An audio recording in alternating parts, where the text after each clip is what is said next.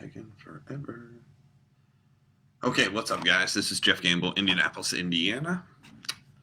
And I have to send out the invites. But it doesn't work from here. Well, that's stupid.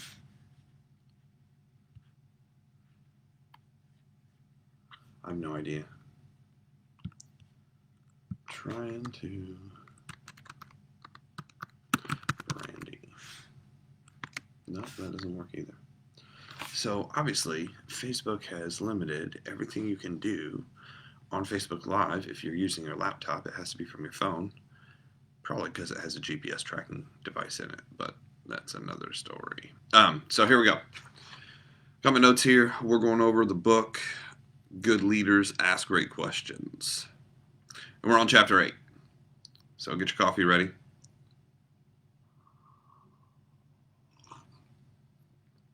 And for some whatever reason, I cannot link to anybody. Or at least it won't let me. Oh, Bess. There we go. What about Josh? Josh will let me.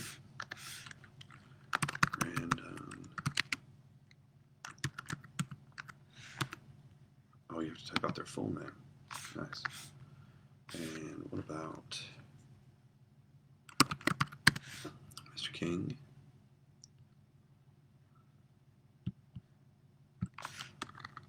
W-A-Y.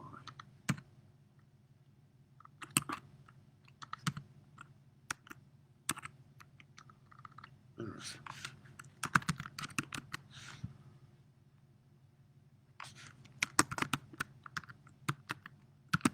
Nope. So, we are definitely limited. I would pull it up on my phone, but my notes are on my phone, so I guess we'll just go over the notes, and we'll go from there, and then I'll tag everybody later. So, let's get into this. How can I succeed working under poor leadership? Well, it really has nothing to do with what's going on. What are you doing? It says how to treat or how you treat is your karma.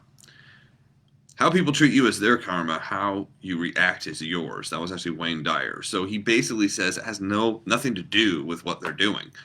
Too many people get caught up in what other people are doing, and they're like, I'm not able to succeed because of that person, or because of these people, which is absolute horse stuff. So how can you succeed under a leader who, is difficult to work with? There's all kinds of difficult guys. Half of building anything, you're going to work with difficult people. I don't care if you work at McDonald's or you work at, the #1 financial company in the world, which I don't even know what that is, but you know what I'm talking about. And typically, the higher you climb, the more difficult people you will work with. Consider whether you might actually be the problem. Sometimes it's like people are difficult to work with. I'm like, let me tell you a secret. When everybody's around you, the common denominator is you. I mean, I have people who complain like everywhere they go. They're like, I've had 32 different jobs, and every time there's somebody there that I can't, stand, work with, blah, blah, blah, blah, blah. I was like, well, the only common denominator in your 32 jobs is you. It's probably. So you need to ask that question. 2, determine whether you have specific evidence to support your opinion. What exactly, I love this one, what exactly proof do you have? Specifically, what was said, what was done, and people are like, well, I was like, no, I don't know, because I don't care about any of that. 3, assess your influence and your credibility with the leader. So a lot of times people are like, they don't pay attention to me. Well, what are you doing in the organization to basically get that person's attention or get that person's time? Sometimes they're not, leadership isn't going to go seek you out, right? They're not going to seek you out, Marty, what's going on? They're not going to seek you out if you're not doing anything. It takes doing something to usually get in front of the leader or get the leader's time or get the leader to notice what you're doing. If you're not doing anything or you're not doing anything productive, that's another thing. Well, I'm there. Well, being there is part of it, yes, but producing, usually you get the leader's time. 4, think through every possible outcome. So what else could be going on? See, a lot of times people aren't being like directly ignored. It's they have other things going on. People are in the hospital, or they're worried about a move, or they're worried about some other financial decision that they have to make. 5, make a decision to act. No matter what you're going to do, you're going to act upon something. You're like, okay, if I want this leader's time, I'm going to have to do something. If I want, attention from the group, I'm going to have to do something. But what most people do is they do something negative. They're like the 2-year-old toddler. He can't express, or she can't express exactly what they want. So what they do is they bite, they kick, they whine, they cry, and they throw a fit. The problem is sometimes they're 30, 40, 50, and even 60 years old doing this to get people's attention, because they don't know any other way to get attention. They don't realize through positive things they're going to get attention, so they do negative things. They cause drama.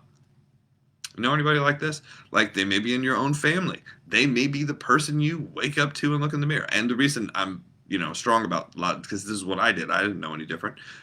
So ask to speak with your leader privately. Meet online. Or meet, and then outline your complaint. Outline the complaint and seek basically a collaborative solution. Like, what can we do to make this work? Determine whether you should stay or it's your time to move on. Maybe it's not for you. I've met with people and I'd be like, nope, it's time to move. Gotta go. Bess, hello, she's on here. So if you decide you can stay, give your best to basically publicly support. So if you're not publicly support, inside of direct sales and network marketing, we talk about promotion. We talk about edification. Edification is hey, this person's here. This person, there's a bunch of different things you can say. This person, they talk about the 4 compliments you can make if you're going to introduce somebody. This person makes a lot of money. This person's a lot of fun. This person loves to help people, and this person knows the facts. They know how to build a business. Those 4 basically hit all 4 personalities. The money-driven people, the D-type personalities. They love to have fun. That's the I-type personalities. They're here to help people. That's the S-type, which is the largest group. You should talk more about that. And then the C-type, they know the facts. They're going to give you the details. They're going to, break it all down.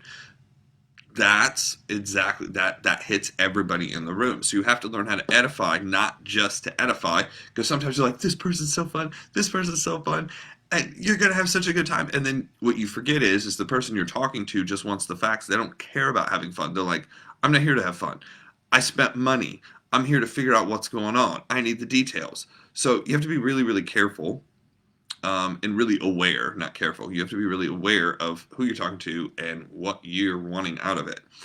Vince Lombardi said, individual commitment to a group effort is what makes a team, but what makes teamwork? A company work, a civilization work, and if you're supporting the team with your individual effort, you're hurting the team. If you're not supporting your team, so teams only make it when lots of people contribute. It's not just one person. One person can do well, but it takes a team for you really, really to do well. So you got to have a lot of people working together. How to work with a difficult leader who doesn't like you, because sometimes that's how it is. They're not going to like you, and you got to be okay with that. David Roeder's here. What's up, sir? Great to have you on. Most do one of the following. They hide from the person, lose momentum. They hinder the person, which basically hurts the team and unfocuses everybody, or they harm the person and they basically lose all their integrity.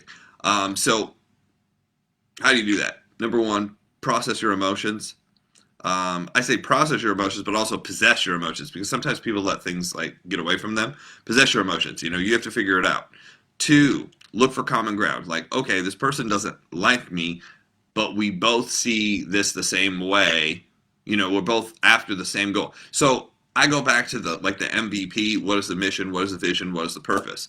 When you know what your mission is, when you know what your vision is, when you know what your purpose is, it's so much easier to seek common ground, because you're like, look, we might not love each other, get along, but we're both moving in the same direction. Can you agree that the mission is this? Like, we're both on the same mission. We both have the same vision. So I'll work over here, you work over there, and we'll be fine. We won't get in each other's ways. So sometimes you have to have that conversation. Look for common ground. Be consistent and pleasant. The idea is kill them with kindness. I kind of put that as my side note. 4, solving problems. You're here to solve problems. 5, go the extra mile. You have to do the extra. If somebody doesn't like you, there's nothing. Like, some people just don't like people. That just happens. A lot of times people feel threatened by somebody. Somebody who comes in who works a ton, or somebody who comes in who says things and gains influence real fast. And then all of a sudden, there's a riff. It's weird. After character, the ability to create, articulate, energize, and execute on your vision is what will make or break you as a leader. So, without it, leaders lack the ability to convey motivation, drive, and purpose. So, this is something important. Aaron. What is Aaron's last name? No, I was trying to type in somebody else that doesn't come up in the computer. Awesome. Tap into a leader's larger vision, identify the organization, the vision for the organization with leaders, develop your own sense of purpose. So we just went over all this. A person with a clear purpose will make progress on even the roughest road. And that was Thomas Carlyle. Purpose, paint a picture of your future. So that's vision, actually. That's vision. Painting a purpose of the future of where you're going to be at a certain moment in time. That's vision. 4, how would you work with difficult leader who is indecisive and inconsistent? It's tough, I can tell you, because I've been around some people like that. A lot of times you'll work with people who don't like to make decisions. Why don't they like to make decisions? Because their personality is based on, oh my gosh, I can't make the wrong decision, so therefore I'll make no decision right now because I have to go home and think about it. I have to go home and read. I have to go home and do stuff. And they will take forever to make the decision. Well, a lot of times by that time, people have moved on. And one of the things about becoming a leader, especially in the industry, is you have to figure this stuff out now. Now, if you're not good at figuring this stuff out, you need to find somebody else who's good at that stuff and have those decisions made and figure it out. So here's a couple things. Ask permission to make the decision. If the leader isn't kind of getting to it, you might have to ask permission to make the decision. Offer help. Hey, let's talk this out.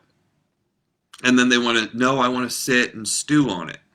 Okay, now we're really in trouble. Because if you're going to go sit and stew on it, and I have no idea what you thought or what you're thinking, and neither does anybody else, that's a crash and burn scenario. Ask, what are you to do when the decision must be made? What happened? What do I need to do? This decision needs to be made. What do I need to do? 5, how would you work with difficult leader who has an attitude and character problems? Character problems are really different, right? Attitude, people have mood swings, but like when their character is bad, meaning they're not going to follow through on what they're going to do. I worked underneath a group of people at one point who we had a special event and the money was supposed to go to a charity and the money disappeared. It didn't get to the person it was supposed to, and it only went through one person's hands and it vanished. That's a problem. Yeah. So that was the end of me working with them. I mean, that was it. I was like, we're done. So you kind of have to have your yardstick and your rule. Like, this is as far as it goes. So your goal is to lift people up, live to a higher level than yourself, separate yourself from negative influences such as much as possible. Put things in writing whenever possible. So that's real estate 101. If it's not in writing, it's got to be in writing. It's got to be in writing. So especially when you're making decisions, business decisions, things like this, it also helps clarity. They said if you can't write it out, you're not clear. I thought that was really good. It was Maxwell who wrote it. I just don't remember which book. How would you work with a difficult leader who acts like a bully? So you'll get people who get into leadership positions who try to boss everybody around and tell everybody what to do. You have to kind of be confident in your own skin and be able to be like, yeah, no. Do not accept blame that doesn't belong to you.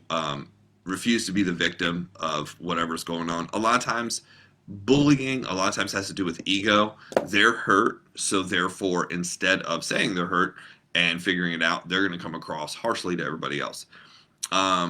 put yourself in their shoes. Where have they been? What are their experiences? What are they, what emotions are they going through? And what do they expect? What do they expect is going to happen? Acknowledge, hey, you can, be like that. You can feel that way. And then help them take action and move in the right direction. If someone who had a higher position than you did not have good leadership skills, how would you go about running the organization in a respectful way? So sometimes people are non-engaged. It's kind of like, hey guys, we know what to do. We gotta hustle around this and make it happen, regardless of what everybody else is doing. So understand your leader. What is your heart? What is your hope? And what causes hurt? We need to get around that. And how can I help? Understand your support role. Hey, I'm here to fill in. If they're not here, if they're dealing with their own stuff, if they're not coming, if they don't show up. I had this happen where a leader built this entire team up, and then they were going through their own personal stuff because they kind of put themselves in that situation. They were going through their own personal stuff, and I kind of had to fill in and grab a lot of those people that they brought in that they were looking for. This person doesn't show up anymore. This person doesn't say this. This person doesn't say that. Now, this wasn't upper leader. This was somebody on the team. I just filled in. I was like, okay, well, what can I do? Obviously, they're not physically here right now. I'm not saying that they're gone. I'm just they're dealing with their own stuff. You're dealing with your stuff. What can we do right now? How can I help? And sometimes that works and sometimes it doesn't. You just kind of have to be willing. I was willing to help out if needed. Bloom where you're planted. Be a starter, not a finisher. Or I'm sorry, be a starter and a finisher. Be a starter and a finisher. So you want to, you're already here in the company with the product. You like it. The person you brought you in might have gone off to do something else. What do you want to do? Too many people, way too many people, don't have their own defined dream, don't have their own defined goals, don't have their own defined action plan, and they're waiting for somebody else to tell them what to do. Why? Because that's the job mentality. That's how we were all trained. That's the employee mentality. I don't know if, for those of you who remember, hello, boys and girls, and everybody, hi, Mrs. or Mr. So-and-so. That's how you started every single day in school for years. You were taught to follow these directions. You did that, then you said the pledge, then you started school, and every day was exactly the same, exactly the same, exactly the same. And that conditioning. All of a sudden we get into the workforce and we expect the workforce to kind of be exactly the same. And the problem is you're able to build a company however you want to. You're able to build a company however you want to, but people's skills and people's psychology is people's psychology. You're not going to change that just because the company you're at necessarily, says this is what to do and everybody just jumps to it. It takes a little bit more work than that. So, food for thought, right? Things to do. Aaron's texting me. We'll get back to him in a second. Rise above others with the right attitude. So guys, this is the direction we need to go. Regardless of what's going on over there. Sometimes it's corporate. Sometimes it's a product change. Sometimes it's a comp plan change. Sometimes the leadership. Sometimes, everything's changing. And that's where people get really fuzzy because they're like, well, I thought I knew this. I thought I had this down. And now all of a sudden it's different. So I'm going to throw a fit. And you kind of have to have the right attitude, rise above, and be like, look, we still have to recruit people. We still have to present to people. That's all the same. It's different numbers. Do you make more money or less? More. Is that a good thing or a bad thing? Well, I guess it's a good thing. Okay, so we're going to change the paperwork and we're going to talk about more money. That's not a bad thing. But I already had it memorized. Guess what? It changes. Success on their terms. So, what is success on your terms? So this is where you're still running after the same dream. You're still running after the same goal. Your activity probably is very similar to what you had to do the first time if stuff changes. So a lot of times that's what creates these uncomfortable, weird situations as people are dealing with changes. And if you look at the 4 personalities and how they deal with change, you'll see why people are always kind of up in arms about changes. If you look at the D-type personality, the D-type personality is going to be they're going to be reactionary. If they were on track and this improves things, they think it's the best thing in the world. If they're not on track, which a lot of times they're not, if they're not on track and they change things, they're the ones that are the first to say something and regret it because they're going to say it to everybody. This is stupid. I don't know why they did that, blah, and go on and on and on. The I type. The I type looks at the changes and is like, I didn't know what was going on to begin with. I don't care one way or another. I'm just having fun. We'll get to it when we get to it. We'll have somebody else figure it out. The I type is pretty easygoing, right? So if you change something on them, now they can also be really moody. So if they were this close and they were focused on it, they're going to freak out too. The S type. The S type kind of sulks. They're sweet, they're nice, but if something changes and they had it in their mind that that's the way it should be, so that way it's the best, and now it's not the best for everybody, they're going to sulk and they're going to basically crawl into a cave and not come out for a while. I've watched this happen many times inside of companies. And later they're going to tell you, well, I didn't feel like that was the right decision, and they just get into what's going on. The C-type personality basically is the first to say these people are unstable. Why would they do this? This is going to mess this up. Their functionality is like this, and they're looking at the compounding effect of everything. And the reality is it normally is a good decision when they change stuff. Normally is a good decision. Not always, but normally is. The question is how do you make the best of the decisions that are made inside of these companies? Because you don't have the ability, guys. This isn't an employee, right?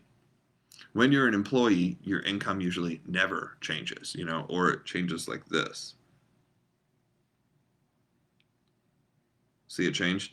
Most people don't even see it change. That's how little it changes. Why? Because they're trying to get people to come to work every single day, show up every single day, give the best 80% of their life to working, and suck every bit of energy out of them, and then you get the 20% left over. By the way, that's not a good plan. But that's the employee way. Now what happens is people take that same employee mentality and they bring it into business, and business goes like this. All the peaks and valleys is where everybody freaks out. If you notice, it goes up and down a lot. There's a lot of peaks, there's a lot of valleys, and emotionally people have to learn how to control that. How do you learn how to control that? Well, you're going to have to learn about leadership. You're going to have to learn about business. Business is a different way to look at things. So you're going to have to learn about the ups. You're going to have to learn about the downs. You're going to have to learn about the economy changing. You're going to have to learn about the marketplace changing. And here's the thing, everything changes. Everything. Look at how music changed. Look at how television changed. Look at how media changed. I've got friends that when they grew up, it was records. It was records. That was music. It was records and radio. Then we went from records and radio to 8-tracks. Yes, I remember 8-tracks. I remember 8-tracks being on the floorboard of the car growing up, and I remember the 8-track player. Remember that. Then we went to cassette tapes. We thought those were the coolest things ever. I remember the first Walkman. Then what did we do? Then we went to CDs, and everybody's like, oh, CDs. And for a moment, there was even going to be mini CDs. Remember, they're like, we're not going to have these big, huge discs. We're going to have this little itty bitty. And they came out with that for like a minute. And that didn't go over well. Then it was digital. Then all of a sudden there's MP3s that took like 3.5 hours to download. I don't know. If you were on some of those original Napster, or I'm trying to remember what the other one was. Napster, LimeWire. These were these different downloading, sharing files kind of programs. There were a bunch of them after Napster, because basically Napster was the original, or at least the largest of the original file sharing companies. And they started doing it, and then there was this huge lawsuit saying, this is pirated information. What did they end up doing?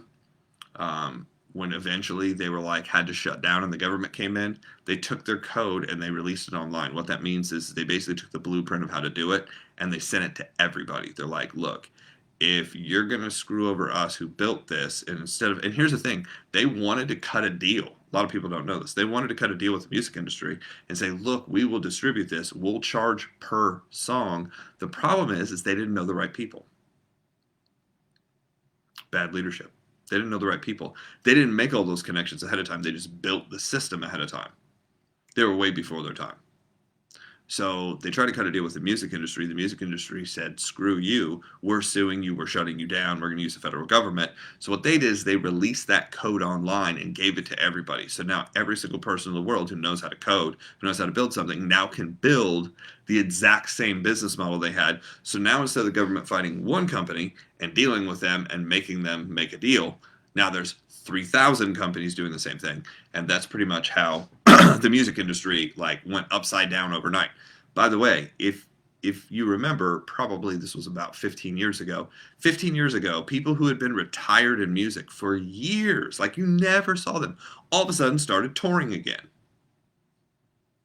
All these people came out of retirement to tour again. Kiss came out of retirement, Cher came out of retirement. This was 15, 20 years ago. They all came out of retirement because they used to make money off of the sales of all the stuff, and now it's all free. So just because you build a system and build a network and think you're locked in forever, just remember, you got to keep going. As John Maxwell said, you got to keep growing. You got to keep growing because you have to keep growing because the company keeps growing and things keep changing. Unfortunately, I will be the bearer of bad news. That's going to happen the rest of your life. It's never going to get better. As long as you're alive, it'll change. So, with that note, happy Friday to everybody. It is the weekend. There's a holiday, obviously, Monday. I believe we're still doing the show Monday. Let me look at that, and I'll put out a note.